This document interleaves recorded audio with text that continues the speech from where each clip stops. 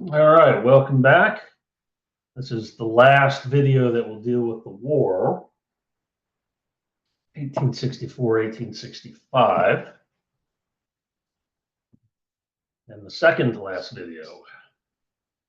Next one will deal with Reconstruction. So let's get going.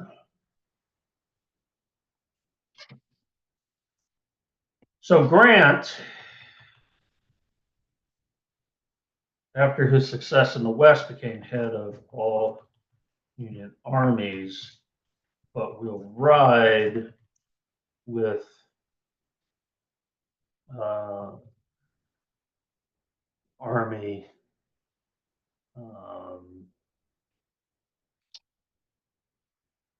Virginia. I can't remember its name, but it's the Union Army.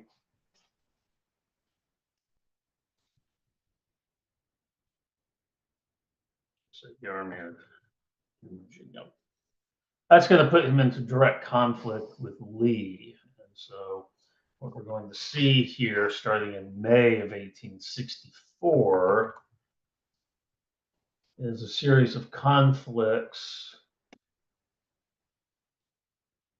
The Wilderness, Spotsylvania, Cold Harbor, Five Forks, and then eventually Petersburg. This is about 6 weeks of fighting right here, and you can see Union armies trying to flank Confederate armies, and these fights will get pretty vicious. When they run out of ammunition, they will literally start throwing rocks at each other. But this is march, dig, fight, march, dig, fight. The first battle is at the Wilderness, May 4th and May 5th.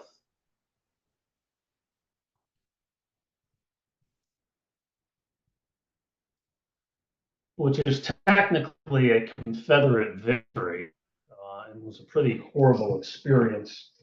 The Wilderness is a wilderness, even today, with all of our management of forests and whatnot. It's still a pretty not a place you would want to walk into without knowing how to get back out. And Lee won, but Grant did not retreat. Unlike his predecessors, everyone else, when Lee beat them, they retreated. George McClellan, Ambrose Burnside, fighting Joe Hooker. Every time they had invaded Virginia and been beaten, they had always retreated, but Grant does not retreat. He simply keeps going. Something that Lee fears. So we can see here.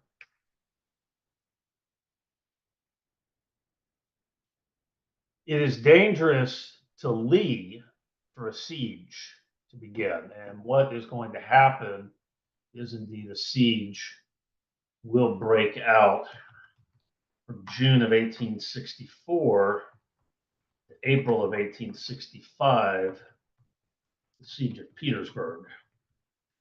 Lee's army is in danger because of the siege. Lee's army is not built for siege warfare.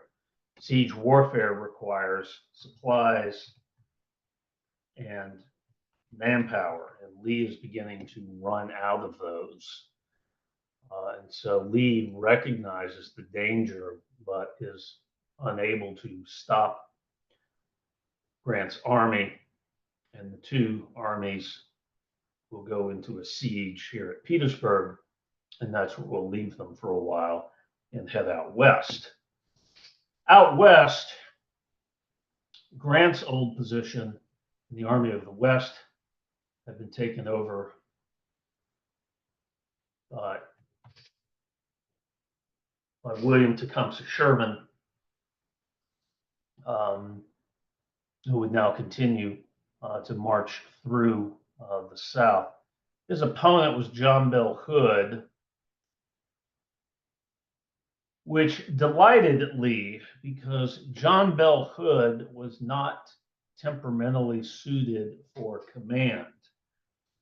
John Bell Hood made rash, emotional decisions, and they cost lives. the Confederate Army. In the first 11 days of his command, John Bell Hood lost 13,000 troops attacking Sherman.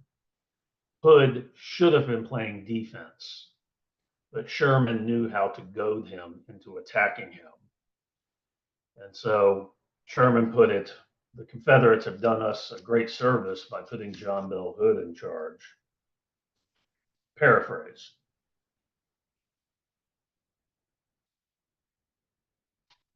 Once Hood's armies have been weakened enough, Sherman simply bashes through them. And in September of 1864, Atlanta falls to the Union. Atlanta, one of the major cities in the South, falls to Sherman, September of 1864. Much of the city, he's managed to stay awake in Gone with the Wind long enough. You'll see the destruction of Atlanta. And so you can see here much of the destruction of railroad stock.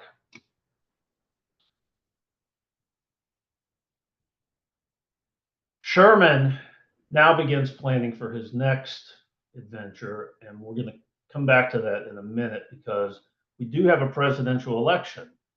In 1864, the country does do what it does every 4 years and has its presidential election. This time, Lincoln. This is Copperhead propaganda we're looking at here. The Black Republican ticket, draft, anarchy, ruin, or George McClellan. George McClellan's back. I told you George McClellan would be back, running as the Democratic nomination. He will defeat Negro equality, restore the Union, and bring us peace. And Lincoln was worried for a while. There were things going against Lincoln. The financial cost of the war was really starting to crimp. The Union had been able to sort of rise above it, but it wouldn't be able to rise above it forever. There was the bloodshed of the war.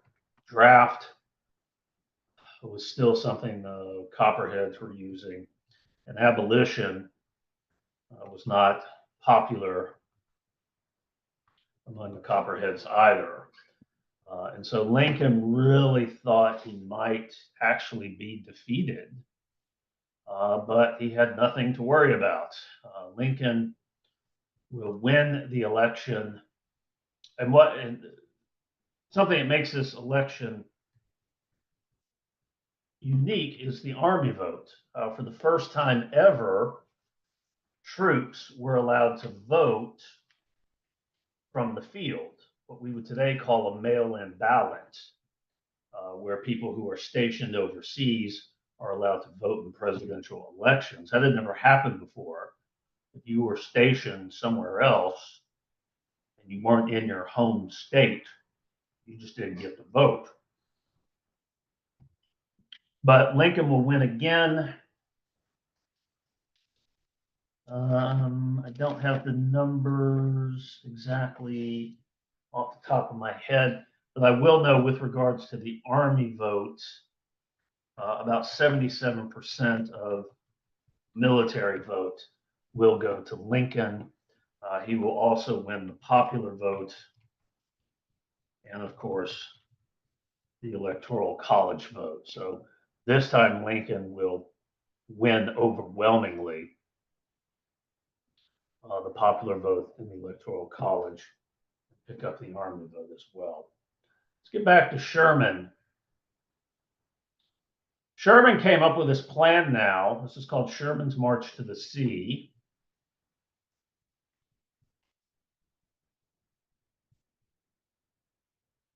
He was going to march from Atlanta to Savannah, both in Georgia. And he was going to take his army and split it into two great wings. He had about 90,000 men, and you can see them working their way through Georgia, and there was nothing to stop them. There's nothing left. John Bell Hood's army had retreated up towards Nashville. There was an army of the Carolinas, but they were not heading into Georgia. And so Sherman was just free to ravage the entire state. Sherman made a very important decision in the March to the Sea.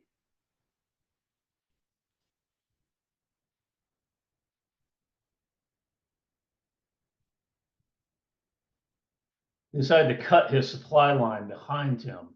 Most armies, when they are moving through enemy territory, will leave a supply line behind them, food, ammunition, etc. Sherman decides to cut that supply line off. He will simply take what his army needs from the civilian population and burn the rest. Plantations, cotton, all of it will go up in flames.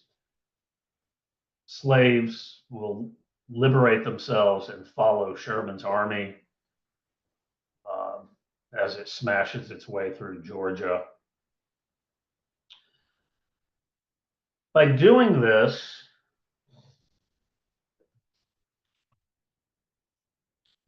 the effect is, one, it demonstrates to civilians in the South that the CSA cannot protect them. So it sort of loosens whatever bonds people still feel to their government.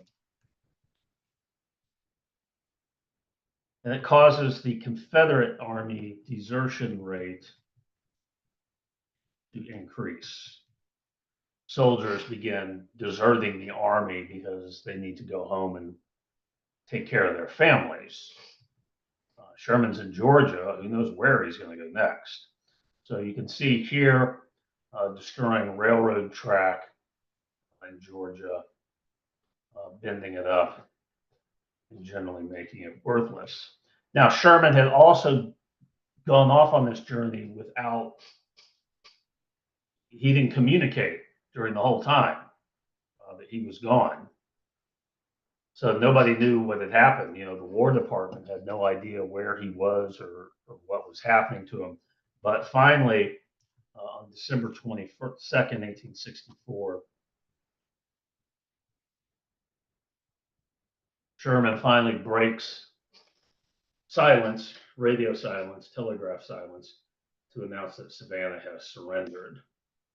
So he had marched that army through Georgia, destroying everything in his path, and had gotten another major Confederate city to surrender.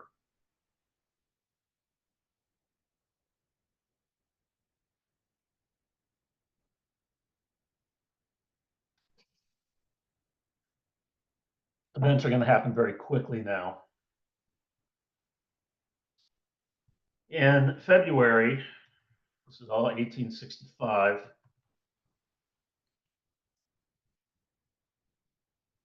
Sherman invades South Carolina, and South Carolina will eventually surrender.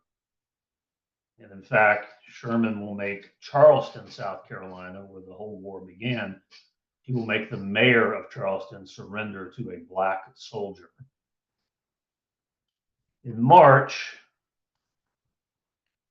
Sherman invades North Carolina, and that's where he'll be when the war ends. But again, there's really not much in the way to stop him. His opponent, Joe Johnston, this quote here, Sherman is building his own roads through the swamps by having lumberjacks go out in front of the army and cut down trees to build what were called corduroy roads. And there's very little Joe Johnston can do to stop him. When we left Grant and Lee, They were at Petersburg, and they had dug in trench warfare. We typically associate trench warfare with World War I, but we see it here in the Confederate Union War here in 1865. They dug about 50 miles of trenches along here. On April 1st, Lee's lines, which are red, finally broke. Union forces finally broke through. The siege of Petersburg finally lifted. Following that, on April 3rd, the Confederate government abandoned Richmond. These are Union troops at Petersburg.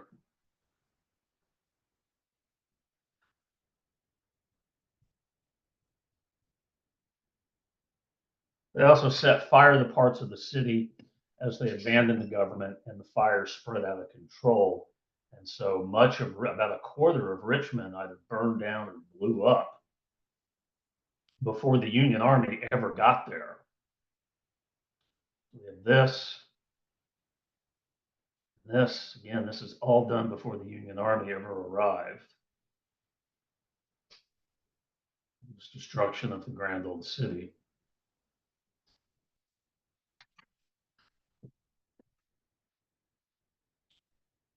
Lee retreated from the Petersburg-Richmond area, this desperate flight. Amelia Courthouse on the 5th, Sailor's Creek on the 6th and 7th. And at some point, Grant decided all the bloodshed is on you. This war's over. It's up to you to stop it.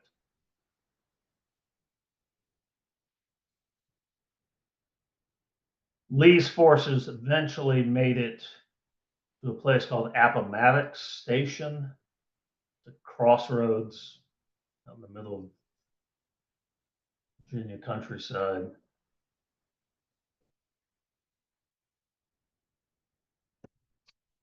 Terms of surrender were worked out, had been worked out with Lincoln. So on April 9th, Lee and Grant met. Terms of surrender. The Confederates would have to turn over rifles and artillery. They would be allowed to keep sidearms, pistols, knives, whatever. They would be allowed to keep animals. A lot of them had brought their own horse or their own donkey. And again, a lot of these people are farmers. They're going to need their animals when they go home to begin rebuilding their lives.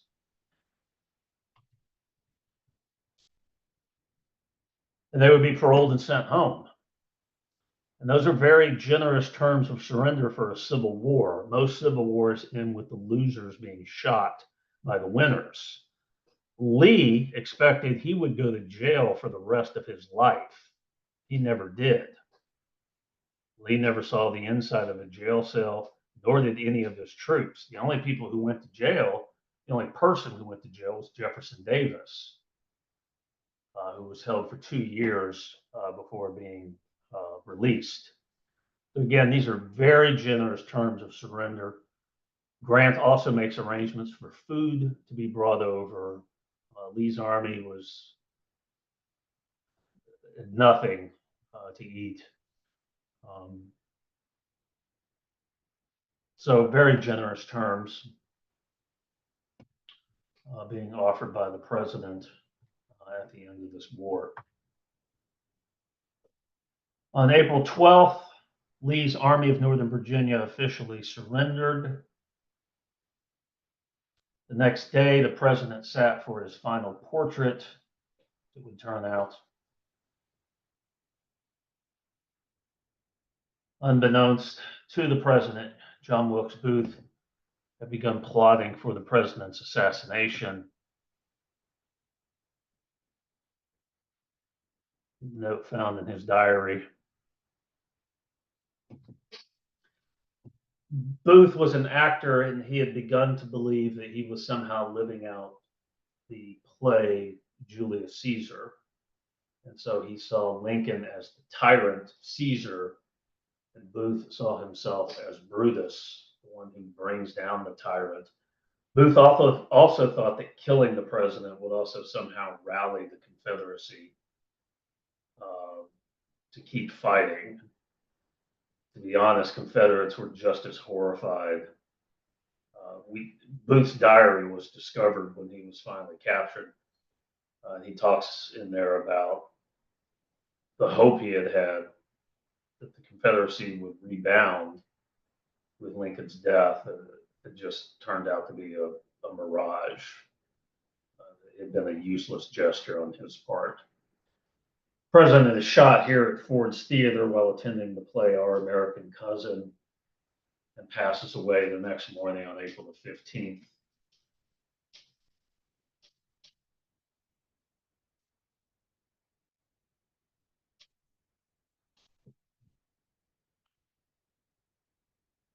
In addition to assassinating the president, there have been plans to assassinate the vice president and the secretary of state. There was an attack against the secretary of state, which failed, and the guy who was supposed to kill the vice president went off and got drunk instead. So these are the other members of the Lincoln conspiracies. This is the one who attacked the secretary of state, and they will be executed that following summer after their trials. The last, Jefferson Davis is caught trying to sneak across the Mississippi River. Again, he'll spend a couple of years in jail without being formally charged before being released. He is unrepentant to the end.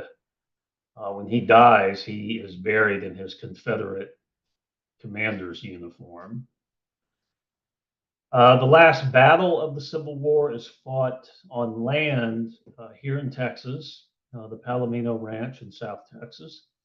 And the very last battle of the Civil War is fought off the coast of France.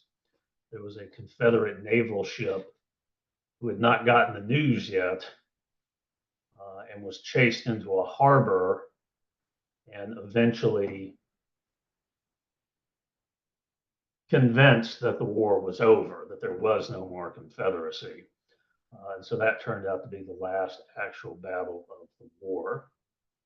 In our next video, we will look at Reconstruction. We will look at attempting to put things back together, which is going to be quite difficult.